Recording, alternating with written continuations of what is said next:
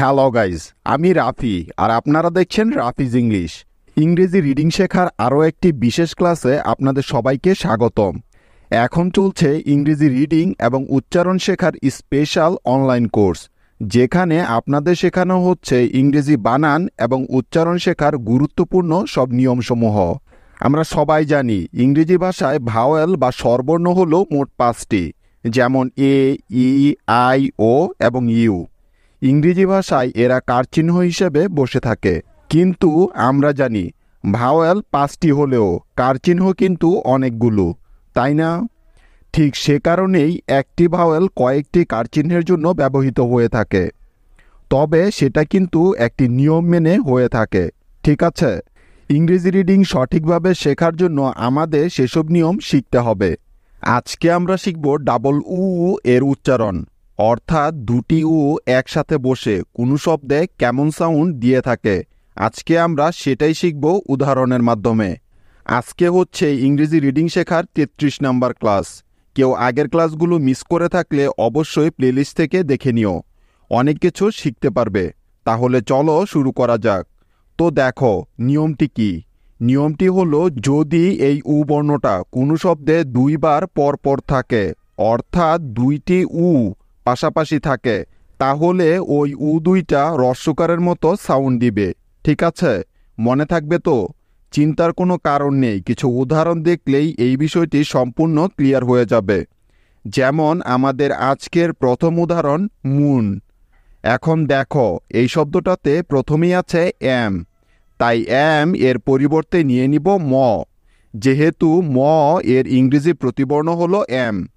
এবার লক্ষ্য করো, এম এর পরে আছে দুটি উ পাশাপাশি, সুতরাং এই উ দুটির পরিবর্তে আমাদেরকে নিতে হবে রস্যকার। কেননা একটু আগেই তো আমরা শিখলাম যে দুটি উ পাশাপাশি থাকলে ওই উ দুটি রস্যকারের মতো সাউন্ড দিবে, তাই তো? আর এটাই হলো নিয়ম।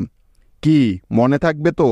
সেজন্য ডাবল উ এর পরিবর্তে নিয়ে নিলাম রস্যকার, সুতরাং এম ডাবল উ মিলে হয়ে গেল মু, অর্থাৎ ম রস্যকার মু। বুঝতে পেরেছ? এবং শেষে আছে ন, যার জন্য নিলাম এন, কারণ আমরা জানি যে ন এর ইংরেজি প্রতিবর্ণ হলো এন।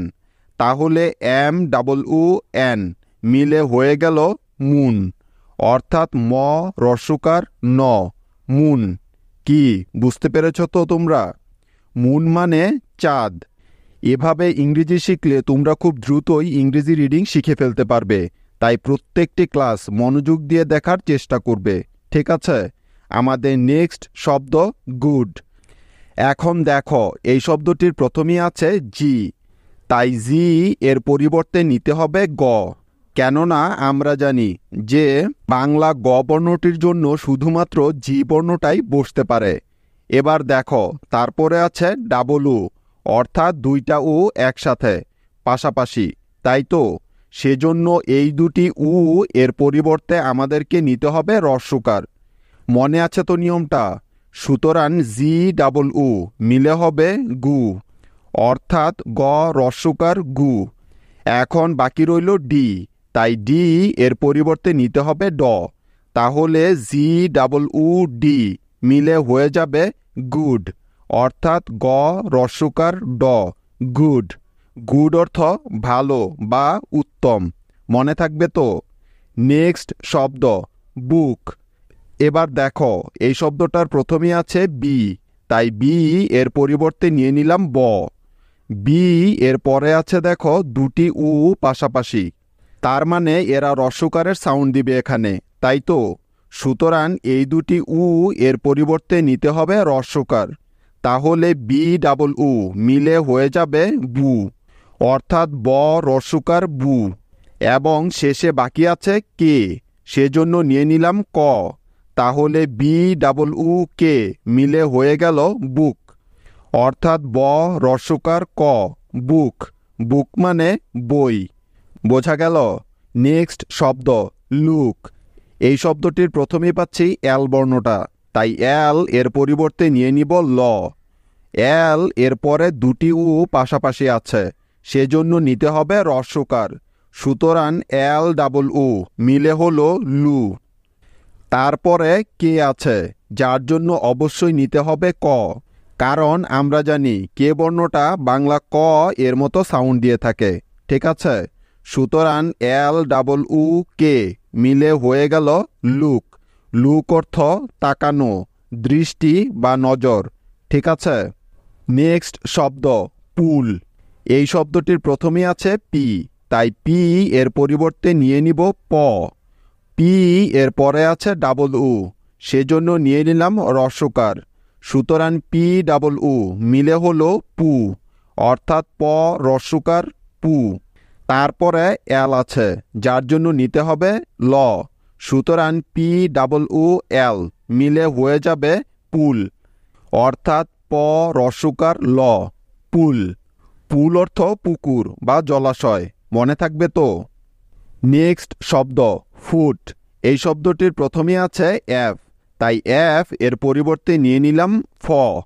তারপরে দুটি উ পাশাপাশি আছে, তাই নিতে হবে রস্বকার। সুতরাং এফ ডাবল উ মিলে হয়ে যাবে ফু, অর্থাৎ ফ রস্বকার ফু। এখন বাকি রইল টি, যার জন্য নিয়ে নিব ট, কেননা আমরা জানি যে ট এর ইংরেজি প্রতিবর্ণ হলো টি। সুতরাং এফ ডাবল উ টি মিলে হয়ে গেল ফুট, অর্থাৎ ফ রস্বকার ট, ফুট। ফুট অর্থ পা। ঠিক আছে, বোঝা গেল, মনে থাকবে তো।